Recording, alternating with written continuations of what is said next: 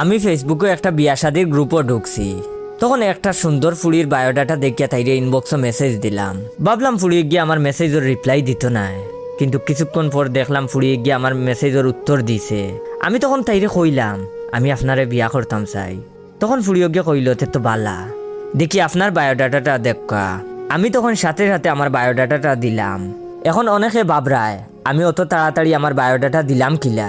আসলে আমি chat GPT রে কইলাম আমারে একটা বায়োডাটা বানাইয়া দেও, আমি বিয়া করতাম।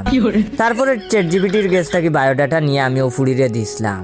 ভাবলাম ফুড়িয়ে গিয়ে আমারে ব্লগ দিলাইব। তখন আমারে অবাক করিয়া দিয়া ফুড়িয়জ্ঞে কইল দেখি আপনার ছবি দেখা। আমি তখন মনে মনে কইলাম বাহ, এবার মনে হয় আমার বিয়াই গু হয়ে যাব। ইফিরে আমার বিয়া খেয়ে আটকাইতে পারতো না। আমি তখন আর তাইরে কিচ্ছু না কইয়া তাড়াতাড়ি আমার একটা ছবি দিলাম। আসলে ফুড়িয়ে ঘুরে আমার অতখান বালা লাগছে যে তখন আমার আর সময় নষ্ট করার ইচ্ছে হইছে না। আমার ছবি দেখে ফুড়িয়জ্ঞে কইল আপনি কি তা হাসাও বিয়া করতানি?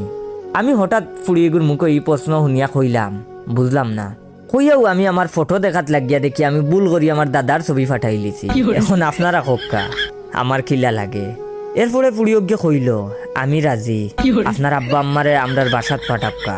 ফুড়িগু রাজি হইতেও আমার মনের ভিতরে একটা সন্দেহ শুরু হইল।